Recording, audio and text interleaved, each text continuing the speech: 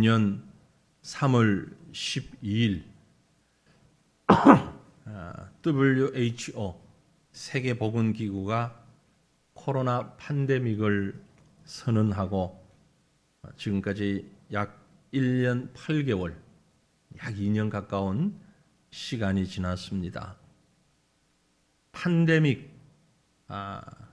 이라는 것은 감염병 최고 등급인데요. 이 팬데믹이라는 말은 영어가 아니고 그리스어에서 나왔다고 그럽니다. 그리스 팬데믹이라는 단어인데 팬데모스라는 말이 이제 팬데믹이라는 말인데요. 이 말은 데모스는 영어로 얘기하면 population, 인구 그런 의미가 있고요. 판 하는 것은 everyone, 모든 인구, 즉 모든 사람에게 영향력이 있다. 그래서 전 세계 모든 사람들에게 주의를 해달라 하는 의미로 팬데믹 세계보건기구가 선언을 하게 된 겁니다. 우리말로는 감염병 세계적 유행 그렇게 번역이 된다고 그러네요. 기억하실지 모르겠지만 우리나라에서는 작년 2020년 1월 20일에 첫 환자가 발생했습니다. 벌써 까마득하죠. 그리고 2월경에 사회적인 문제가 되기 시작을 했고 드디어 3월 22일, 2020년 3월 22일에 이름도 생소한 사회적 거리두기라는 것이 시작이 됐습니다. 사회적 거리두기를 시작하면서 제일 많이 듣던 얘기가 뭡니까? 2주만 고생하면 됩니다. 2주간만 정신 바짝 차리고 협력하시면 지나갑니다. 2주만. 지금 몇 주 됐죠? 제가 어제 세보니까 84주가 됐습니다. 2주만 하다가 작년 3월 22일부터 84주 동안 사회적 거리두기를 오늘까지 하고 있습니다. 이제 내일부터는 단어가 바뀌죠. 사회적 거리두기가 아닌 뭘로요? 단계적 일상회복. 그 단계적이라는 말이 참 중요한 말인 것 같아요. 아무튼 사회적 거리두기라는 단어가 이제는 역사의 뒤안길로 사라지고 일상회복이라는 용어로 바뀌게 됩니다. 1년 8개월 만에 다시 사회적 거리두기라는 단어가 우리 귀에 좀 안 들렸으면 좋겠습니다. 근데 실질적으로 현실적으로 보면 어제도 오늘도 2,000명 정도의 확진자가 나온다는 통계가 나오고 있습니다. 그럼 똑같은데 아니 작년 3월보다 더 많은데 염려하는 분들도 계신데 사실은 숫자적으로는 그렇지만 상황은 조금 다릅니다. 작년 3월, 4월에는 백신도 없었고 치료제도 없었고 아무것도 없는 무방비 상태였지만 이제는 여기 앉아 계신 분 대부분들이 백신을 맞았고 또 건강상 못 맞은 분도 계시지만 또 치료제가 지금 개발이 되어서 곧 우리 곁에 지금 다가온다고 수송 중이라고 이제 치료제로 약을 먹을 수 있다. 그러니까 상황은 많이 다르죠. 똑같은 숫자지만 느끼는 체감도 많이 다릅니다. 아무튼 변화되고 있는 것은 분명합니다. 참 우리로서는 그래도 100%는 아니어도 만족할 수 있는 것이 다음 주일부터는 적어도 우리 교회에서는 예배의 인원 제한이 거의 풀린다. 그렇게 생각하셔도 무방합니다. 좌석의 50%가 백신 접종자, 미접종자를 포함해서 포함이 안 되고 접종자만 있으면 무한대. 그러나 미접종자가 포함이 될 경우는 50%. 근데 우리는 1부, 2부 예배에 당분간은 50%를 해도 큰 문제 없이 진행되리라고 생각이 됩니다. 한 주 빨리 이거 어떻게 조치 취해야겠다라는 소리가 나올 수 있기를 기대합니다.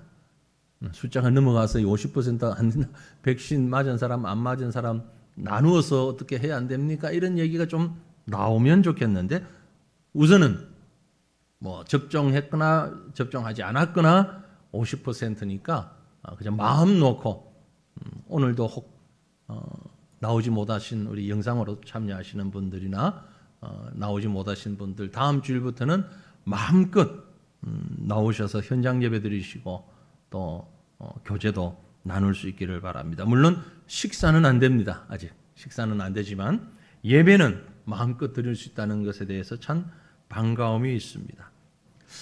반가움이 있으면서 여러분도 그러시겠지만 저도 마음에 부담이 있습니다.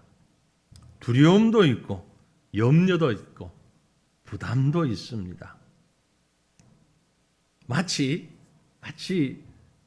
제 심정이 무너진 예루살렘 성을 재건하는 그 백성들의 마음처럼 허물어진 우리의 신앙을 어떻게 해야 바로 세울 수 있을까? 어떻게 해야 이걸 빨리 회복할 수 있을까? 많은 염려가 있고 두려움도 있고 부담이 있습니다. 왜냐하면요, 아니 뭐 1년 8개월 그리로 돌아가면 되지. 그렇게 단순하지가 않다라는 생각이 듭니다.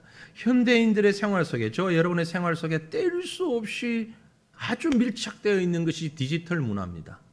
다 휴대폰 쓰고 계시잖아요. 그리고 우리가 코로나를 맞아서 영상 예배를 드리고 하는 이 모든 또 영상 회의를 하고 이런 것이 디지털 문화인데 이 1년 8개월 동안의 디지털의 발전 속도가 엄청났습니다. 보통 이 코로나 이전에 물리적으로 1년을 12달이라고 보지 않습니까? 그런데 웹 이어, 디지털 횟수, 뭐 우리말로 그게 번역이 맞는지는 모르겠습니다만 웹 이어이라고 하는데 그 주기는 3개월로 잡습니다. 그러니까 이 디지털 문화에서는 3개월이 1년이라는 얘기예요. 그렇게 놓고 계산해 보니까 우리가 코로나 이전과 이제 일상 회복을 얘기하는 지금의 간격은 6년의 시대 차이가 나고 있다는 거죠. 그래서 6년의 세대 차를 빨리 회복해야 된다는 이런 어려움이 우리 모두에게 있습니다. 지금 제가 드리는 말씀이 도대체 무슨 얘기인지 잘 피부에 와닿지 않을 수 있습니다만은 조금만 생각해 보면 압니다. 영상 예배 드리는 게 편하시죠? 솔직하게 말씀해 보십시오. 영상 예배 드리는 게 편하잖아요. 모임이 없으니까 편하잖아요. 그래서 일부에서는 일상 회복을 반대하는 사람들도 있더라고요. 특히 회사원들이. 회식이 너무 많아지니까 싫다. 회식 없는 천국에서 1년 8개월을 살았는데 당장 11월부터는 회식 끌려다닐 생각하니까 이거 사회적 거리두기 더 합시다. 그런 주장을 하는 사람들이 있더라고요. 실질적으로. 우리도 알게 모르게 이미 신앙적으로 생활적으로 익숙해져 버렸습니다. 지난 6년 동안 디지털 이어, 웹 이어 6년 동안 익숙해져서 웬만하면 모이지 말고 보지 말고 뭐 영상으로 해야 합시다. 만나는 것 말고 전화로 얘기합시다. 예배도 헌금은 계좌이체 할 테니까 영상으로 예배 드리죠. 뭐 그거 괜찮던데. 이미 우리가 6년의 시간을 지나면서 의식이 변화되어 버렸습니다. 그래서 이걸 빨리 회복시킬 수 있는 길이 무엇일까? 목회자로서 저는 상당한 부담감이 있습니다. 우리 성도님들도 함께 그 부담을 좀 가졌으면 좋겠습니다. 그래서 이것이 본래의 모습으로 회복이 되어지는 것이 우리에게 정말 지금 주어진 최대의 현안이고 숙제인데 어떻게 해야 할까? 어떻게 해야 할까? 묵상하는 가운데 오늘 본문 말씀을 기억하게 되고 함께 나누게 됐습니다. 오늘 본문 말씀이 왜 이런 상황에 맞는가 하니 제가 제목을 새로운 출발이라고 한번 잡아봤습니다. 이 본문 말씀은요, 하나님이 행하시는 기적을 경험하고 출애굽한 이스라엘 백성이 광야 40년 생활을 마무리하고 약속의 땅, 젖과 꿀이 흐르는 축복의 땅 가나안 입성을 목전에 두고서 그 엄청난 일을 두 어깨에 짊어진 여호수아에게 나타나신 하나님께서 그를 위로하고 그를 격려하는 모습입니다. 사랑하는 성도 여러분, 한번 가정해 보십시다. 만약 여러분이 지금 여호수아의 위치라면, 여호수아의 입장이라면 여러분 마음이 어떠실 것 같습니까? 보세요. 지난 광야 40년 동안 여호수아가 힘있게 장수로서 싸웠습니다. 그러나 그때는 누가 있었습니까? 모세가 있었어요. 물론 하나님이 계시지만 모세라는 지도자가 있고 여호수아 그리고 많은 장정들이 모세를 도와서 함께 출애굽과 광야 40년의 시간을 지나왔습니다. 버텨왔어요. 쉽지 않은 시간이었어요. 힘들었어요. 먹는 것, 입는 것, 자는 것 다 힘든 광야 생활이었습니다.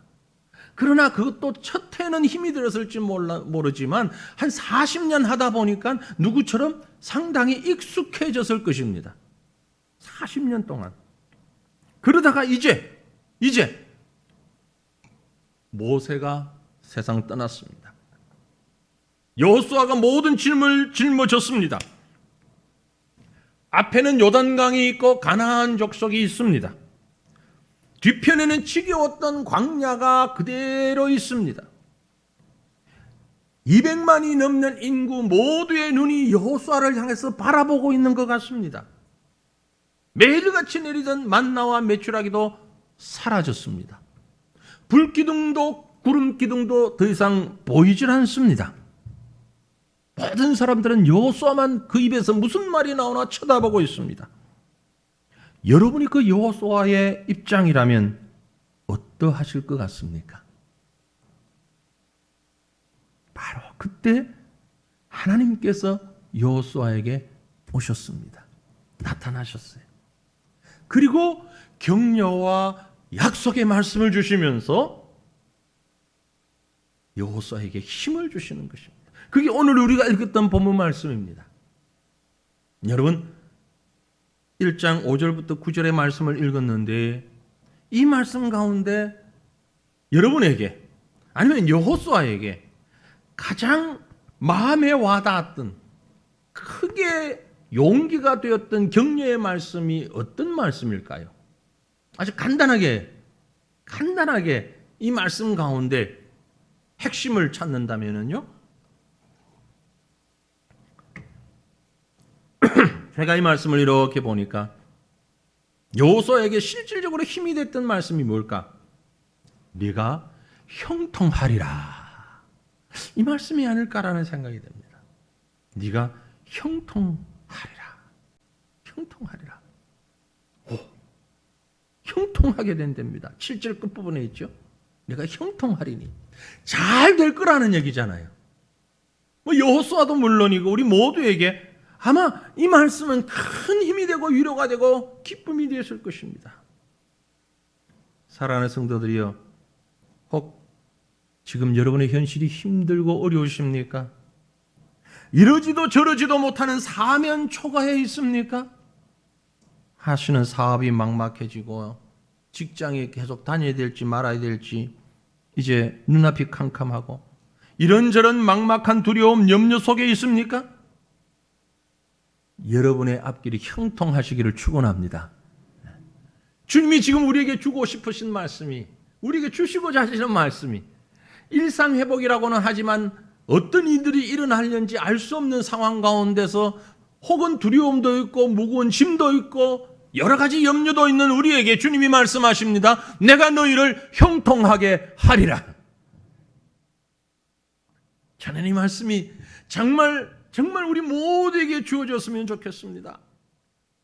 특별히 우리 교회 위에 하나님께서 이제 새로운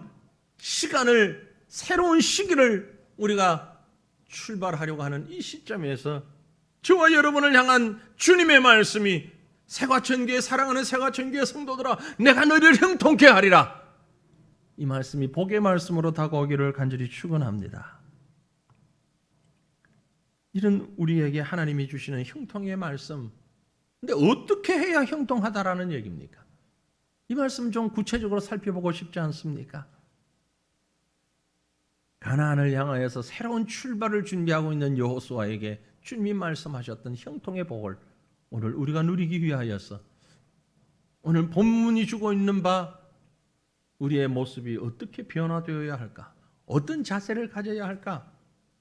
주님이 말씀하시는 여호수아에게 말씀하시는 그 자세를 한번 살펴봅니다. 가장 먼저 눈에 들어오는 말씀이 있습니다. 마음을 강하게 하고 담대히 하라. 사랑하는 성도들이여, 마음을 강하게 하고 담대히 하시기를 바랍니다. 두려움과 염려와 근심의 복잡한 심정으로 요단 강가에 선 여호수아에게 하나님이 찾아오셔서 말씀하십니다. 본문 6절 말씀에 강하고 담대하라. 너는 내가 그들의 조상에게 맹세하여 그들에게 주리라 한 땅을 이 백성에게 차지하게 하리라. 강하고 담대하라. 유사한 말씀이 7절에도 그리고 9절에도 3번씩이나 반복해서 말씀하고 있습니다. 강하고 담대하라. 여기 강하고라는 히브리어 단어는 하자크라는 말인데 손에 힘을 준다라는 상태입니다. 손에 힘이 있다. 담대히라는 말은 아마츠라는 말인데 무릎에 힘이 있다라는 얘기예요. 그러니까 강하고 담대하라라는 말은 손과 발에 힘을 주고 손과 발에 힘을 잔뜩 주고 그런 의미예요. 가나안 정복 전쟁을 앞둔 용사들에게 있어서 강하고 담대한 마음 필수적으로 요청되는 자세라고 볼 수 있습니다. 그렇게 강하고 담대하게 사는 사람은 행하는 모든 일이 형통케 하신다라는 얘기입니다. 그러므로 사랑하는 성도들이여, 강하시기를 바랍니다. 담대하시기를 바랍니다. 어떻게 해야 강하고 담대해질 수 있을까? 새로운 출발을 하는 우리 모두에게 이 말씀이 들려질 때에 우리는 그 강하고 담대한 비결이 성경에서 말씀하고 있는 비결이 무엇인가를 생각해 봅니다. 그것은 바로 하나님과의 관계입니다. 하나님과 나의 관계가 바르게 정립되어 있고 바르게 인식되어 있다면 강할 수밖에 없습니다. 담대할 수밖에 없습니다. 어린아이가 낯선 길을 전혀 모르는 길을 갈 때에 혼자 가라 그러면 겁이 나서 못 가지만 엄마 손잡고 아빠 손잡고 가면 갈 수 있습니다. 왜냐하면 엄마 아빠와의 관계가 있기 때문에 두려움도 염려도 없어지는 것입니다. 성경을 보면 이렇게 강하고 담대한 사람들의 이야기가 무수히 기록이 되어 있습니다. 죽으면 죽으리라고 왕 앞에 나갔던 에스더의 모습, 물맷돌 몇 개 만들고 골리앗 앞에 섰던 소년 다윗의 모습, 이런 모습들이 바로 강하고 담대한 모습이었어요. 육신을 입고 이 땅에 오신 우리 예수님도 우리에게 그 말씀을 가르치셨습니다. 요한복음 16장에 이것을 너희에게 이르는 것은 너희로 내 안에서 평안을 누리게 하려 함이라. 세상에서는 너희가 환난을 당하나 담대하라. 내가 세상을 이기었노라.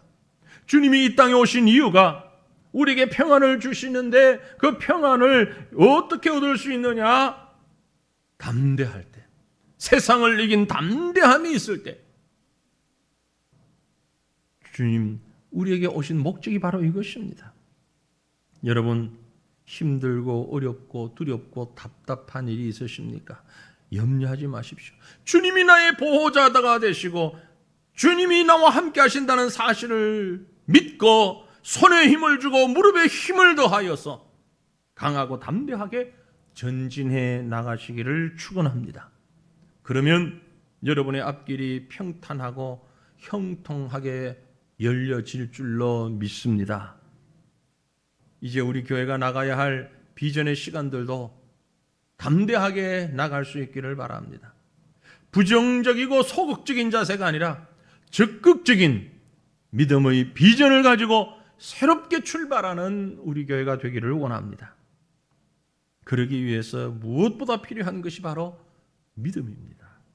본문에 말씀하기를 강하고 담대하라, 강하고 담대하라. 어느 상 팔에 힘을 주고 무릎에 힘을 준다라고 설명을 드렸는데, 그러나 본문의 의미를 보면 이것이 육체적 강함을 말하기보다는 마음의 강함을 이르는 말이라는 것을 우리가 다 알 수 있습니다. 마음의 강함이죠. 믿음입니다. 마음의 강함이라는 것은 믿음입니다. 여호수아는 이미 모세의 그 참모로서 모세와 함께 했던 수많은 전쟁의 경험이 있습니다. 무엇보다 전술에 능한 용사고 하나님이 세우신 장군입니다. 그러므로 여호수아에게 외모적인 강함은 별로 문제가 되지 않습니다. 분명히 강한 사람이었습니다. 그러나 모세라고 하는 정신적 지도자가 현재 그들과 함께 있지 않다는 사실에 따른 큰 공백감이 문제였던 것이죠. 그래서 주님이 그에게 강하고 담대하라, 재정비하라고 그 마음을 이렇게 세우시는 것입니다. 믿음이 그 속에 생기면 환경이 바뀌지 않아도, 상황이 바뀌지 않아도 믿음이 생기면 강해질 수 있는 것입니다. 가장 모범적인 혹은 분명한 예시가 예수님의 제자들 아닙니까? 그 중에서도 베드로 아닙니까? 베드로를 비롯한 예수님의 12 제자들을 보세요. 얼마나 겁쟁이들이었습니까? 겁이 많았어요. 예수님 붙잡히실 때 가까이 오지도 못했어요. 큰 소리는 뻥뻥 쳤지만 그 가까이에 흔적도 없었어요. 마당에서 불 쬐다가 계집 어린 여자 종 하나가 하는 말에 그만 겁에 질려가 거짓말하고 부인하고 했던 게 베드로의 모습입니다. 그랬던 그들이 사도행전 2장의 성령 강림 사건을 경험하고 난 다음에, 물론 그 전 예수님의 부활을 경험하고 그리고 하나님의 성령이 그들의 심령을 사로잡았을 때에 어땠습니까? 그들의 모습은 완전히 달랐습니다. 십자가의 길까지 당당히 갔습니다. 생명을 내고는 순교자의 길을 걸을 수 있었습니다. 여종 앞에서 핑계하던 겁쟁이가 어찌 그렇게 엄청난 순교의 길을 갈 수 있었겠는가? 이유는 하나입니다. 믿음입니다. 그 심령 가운데 믿음이 들어갔을 때에 그 연약함이 강하고 담대함으로 변화될 수 있었던 것입니다. 그러므로 사랑하는 성도 여러분, 기억하십시오. 나는 선천적으로 약해, 나는 마음이 약해, 나는 간이 작아. 우리가 믿음으로 나가는 데 있어서는 그게 문제가 아닙니다. 제가 정답을 말씀드릴게요. 디모데후서 2장 1절 말씀입니다. 우리 같이 한번 읽어볼까요? 내 아들아, 그러므로 너는 그리스도 예수 안에 있는 은혜 가운데서 강하고. 어디서 강하고? 은혜 안에서. 누구의 은혜? 그리스도 예수 안에 있는 은혜. 그리스도 예수 안에 있을 때 강할 수 있는 겁니다. 나이가 많았어. 배운 게 모자랐어. 나는 몸이 허약했어. 나는 성격이 안 되었어. 아니에요. 그 어떤 것보다 그리스도 예수 안에 있을 때에 강할 수 있다는 사실을 믿으시길 바랍니다. 우리가 강하고 담대할 수 있는 것은 바로 그리스도 안에, 그 은혜 안에 있을 때에 강하고 담대하며 형통을 바라보는 새로운 출발을 할 수 있음을 믿으시길 바랍니다. 본문으로 돌아가서 보면 두 번째 형통의 비결은 새로운 출발을 하는 우리의 자세는 하나님의 말씀을 가까이 해야 합니다. 여러분이요, 하나님의 말씀을 가까이 하시길 바랍니다. 형통케 되기 위하여 주 안에서 강하고 담대하게 되어야 하는데, 이렇게 되는 것이 어떤 인간적인 노력이나 수단이나 훈련이나 방법을 따라 해서 되는 것이 결코 아닙니다. 그 방법이 뭐냐?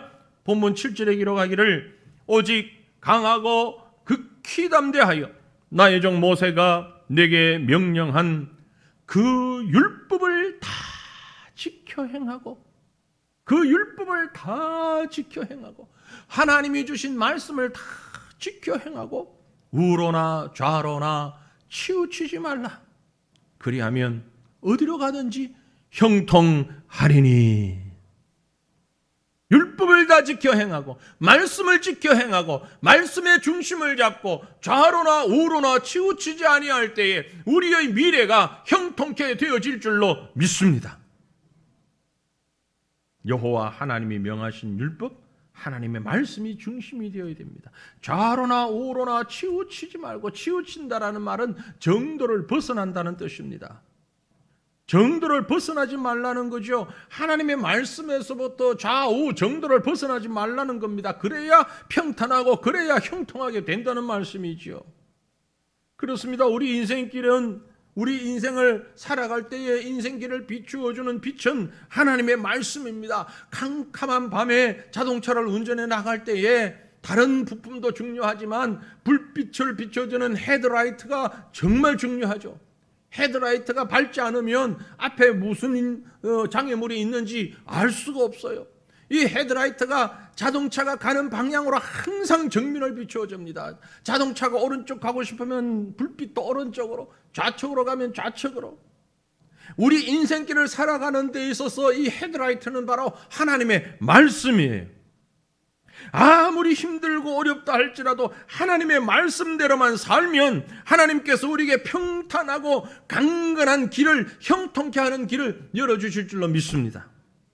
세상이 아무리 우리를 유혹하고 우리를 붙잡는다 할지라도 치우치지 마시기를 바랍니다. 이제 수많은 유혹들이 우리 앞에 다가올 것입니다. 예전에 이랬지 않냐, 저랬지 않냐, 이래도 되지 않냐, 저래도 되지 않냐. 그 누구의 말보다도 우리 주님의 말씀에 먼저 귀를 기울여야 합니다. 주님의 말씀에 귀를 기울이고 그 말씀대로 할 때에 형통케 되는 것이 분명하기 때문에 그렇습니다. 우리가 지금 가나안에 들어가기 앞서 서 있는 여호수아를 보는데요, 주님께서 괜히 이 말씀을 하신 것이 아닙니다. 주님이 여호수아에게 뭐라고 말씀을 하셨는가 하니까 우리가 본 본문 조금 앞에 3절 말씀을 보시면 이렇게 말씀하셨어요. 내가 모세에게 말한 바와 같이 너희 발바닥으로 밟는 곳은 모두 내가 너희에게 주었노니. 할렐루야. 주님 나한테도 이렇게 좀 해주시면 얼마나 좋아요. 잠도 안 자고 밥도 안 먹고 싸돌아 다닐 텐데 발바닥으로 밟는 곳을 모두 내가 너희에게 주겠다. 이렇게 쉬운 일이 어디에 있습니까? 응? 발바닥으로 밟는 땅 다 주겠다는데요. 가기만 하라는 거예요. 이제 가기만 하라는 거예요. 무슨 백으로? 하나님의 말씀의 백으로. 여러분, 여호수아 전체의 주제는, 여호수아서 전체의 주제는 정복이지요. 우리 새벽 시간에 지금 여호수아서를 보고 있는데 가나안 땅 정복입니다. 가나안 땅에 들어가는 것입니다. 약속의 땅입니다. 축복의 땅입니다. 하나님께서 그런데 하나님의 방법으로 들어가라는 겁니다. 가만히 있으면 안 되는 거예요. 가나안 땅 하나님이 주셨으니까 가만히 있으면 저절로 굴러 들어오느냐? 아닙니다. 그 땅으로 들어가야 되는 겁니다. 가려고 하니까 강도 있어요. 강을 지나야죠. 산도 있어요. 넘어야죠. 가보니까 거기에 살고 있는 원주민들도 있습니다. 그들이 죄악으로 관영하여 하나님이 심판하시는데 문제는 그들을 내몰아 쳐야 되는 것입니다. 그런데 하나님께서 다 해결해 놓으셨다는 거예요.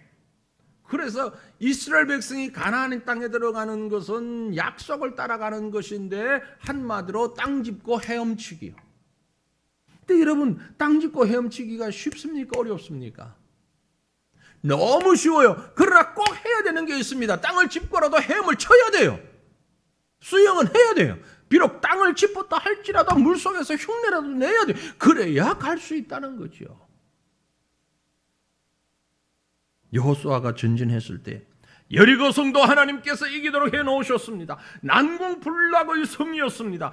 주변을 돌기만 했습니다. 정말 땅을 밟기만 했어요.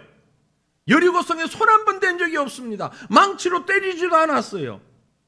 발로 차지도 않았어요. 그런데 그 성이 무너졌어요. 왜요? 하나님이 해 놓으셨기 때문에. 그 백성은 뭐 했습니까? 말씀 순종하고 땅을 밟았습니다. 그 말씀을 하고 계신 거죠. 그러므로 사랑하는 성도들이여, 우리가 앞으로 나가는 길에 반드시 해야 되는 것은 하나님의 말씀 붙잡고 행하는 것입니다. 그 일이 되는 일이냐 안 내는 일이냐 계산하고 재어보고 이게 우리가 할 일이 아닙니다. 그저 말씀대로 땅을 딛고 나가는 것입니다. 형통케 하시는 하나님의 은혜가 우리에게 있을 줄로 믿습니다. 한국 전쟁을 아주 역전을 일으켰던 유명한 메가더 장군이라는 분이 있죠. 그분이 군인으로서 40년을 살았답니다. 아무리 분주한 날, 아무리 위험한 날이라도 매일같이 빠지지 않고 한 일이 있는데 매일 성경 한 장씩 읽는 일이었답니다. 하나님께서 그에게 지혜를 주신 거죠. 하나님께서 말씀으로 인도하신 거죠. 인격이 말씀의 지배를 받았던 것입니다. 우리에게 형통케 하시는 하나님의 은혜가 말씀을 통하여 이루어지는 줄 믿으시길 바랍니다. 마지막으로 형통케 하시는 새로운 출발은 함께 하시는 하나님을 믿고 나가야 합니다. 하나님께서 여호수아에게 이렇게 약속하셨습니다. 본문 5절 말씀에 내 평생에 너를 능히 대적할 자가 없으리니 내가 모세와 함께 있었던 것 같이 너와 함께 있을 것임이라. 내가 너를 떠나지 아니하며 버리지 아니하리라. 이 놀라운 약속이 여호수아에게 주어졌습니다. 가나안 정복이라는 대업을 앞에 둔 여호수아에게 엄청난 힘과 용기가 되었을 것입니다. 내가 너를 형통케 할 것이다. 그런데 네 혼자 잘 가봐. 내가 뒤에서 지키고 있을 테니까. 아니에요. 내가 함께 가겠다. 내가 너와 함께 하겠다. 여호수아는 지난 40년 광야 생활을 통해서 모세와 함께 하던 하나님의 모습을 곁에서 똑똑히 보았습니다. 하나님이 모세와 함께 하니까 지팡이만 드니까 홍해가 갈라지기도 했고요. 그 지팡이로 반석을 치니까 샘물이 되기도 했고요. 이런 것들을 옆에서 똑똑히 보았는데 그 하나님께서 이제 나와 함께 하시겠다라는 것이에요. 모세와 함께 하셨던 하나님께서 나와 함께 하시겠다라는 말씀입니다. 오늘 이 시간 이 말씀을 통해서 하나님 말씀하십니다. 모세와 함께 하셨던 것처럼 여호수아와 함께 하셨던 것처럼 저와 여러분과도 함께 하시는 여호와 하나님이라는 것입니다. 이것 믿고 나아갈 수 있기를 바랍니다. 동행하는 삶은, 하나님이 동행하는 삶은 우리를 형통케 만듭니다.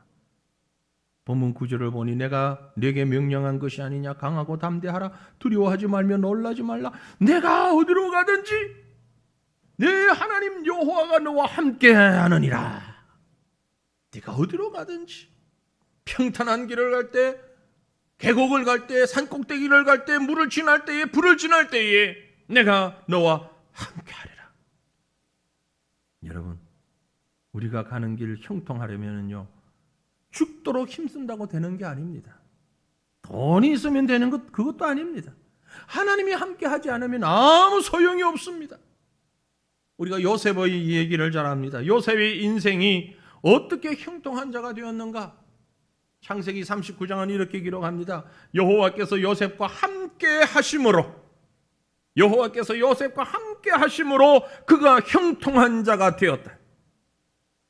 그리고 그 뒤에 일어나는 모든 애굽에서의 일들, 여호와께서 함께 하심으로 그의 주인이 여호와께서 그와 함께 하심을 보고 또 여호와께서 그의 범사에 형통해 하게 하심을 보았더라.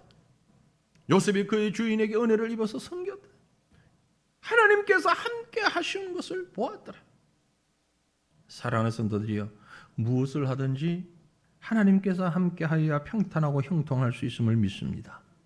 하나님이 함께하는 것이 가장 큰 축복입니다. 믿음의 왕 다윗의 고백을 우리가 압니다. 시편 23편 모든 분들이 절기 암송하시잖아요. 여호와는 나의 목자시니 내게 부족함이 없으리로다. 그가 나를 푸른 초장에 푸른 풀밭에 놓으시고 쉴만한 물가로 인도하시는도다. 내 영혼을 소생시키시고 자기 이름을 위하여 의의 길로 인도하시는데 내가 사망의 음침한 골짜기로 다닐지라도 해를 두려워하지 아니할 수 있는 것은 주님이 나와 함께 하심이라. 그렇습니다. 양은 목자의 지팡이 막대기를 보기만 해도 마음이 평안하겠지요. 아무리 사망의 위험이 다가온다 할지라도, 죽음의 그림자가 다가온다 할지라도 함께하는 여호와 하나님을 바라보는 목자 역시 두려움이 없는 것입니다. 새로운 시기를 우리가 준비하고 나갑니다. 특별히 우리 사가정교회가 새로 입당하고서 새로운 건물에서 제대로 어떤 모임도 보지도 못하고 행사도 가져보지도 못하고 한 2, 3주 제한된 인원만 예배를 드리다가 아주 극소수만 예배 드릴 수밖에 없는 상황으로 수개월을 지나왔습니다. 그야말로 이제 새로운 출발을 해야 하는 이 시점에 여러분, 하나님이 우리와 함께 하신다는 사실을 깨닫고 그 하나님의 말씀만 붙잡고 나아가는 걸음이 되기를 간절히 바랍니다. 기대와 설레임과 두려움이 복합적으로 우리 앞에 있습니다. 이제 새롭게 출발하는 이 시점에서 지난 1년 8개월 이전보다 더 나은 시간과 상황들을 분명히 만들어 가야 할 것입니다. 특별히 우리 교회는 4년 전 건축을 위하여 임시초소로 이전하기 이전의 모습과 지금 비교할 수 없을 만큼 좋은 환경을 하나님이 허락하셨습니다. 이제는 정말 새로운 마음으로 다시 출발하는 기회가 주어졌습니다.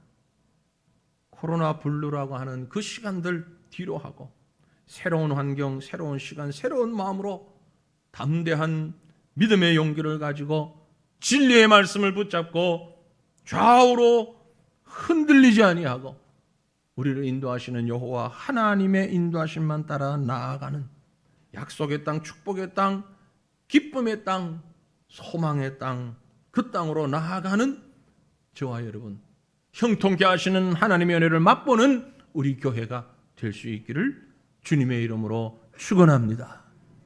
우리 함께 기도하겠습니다. 하나님 앞에 마음을 모아서 우리를 인도하시는 주님 앞에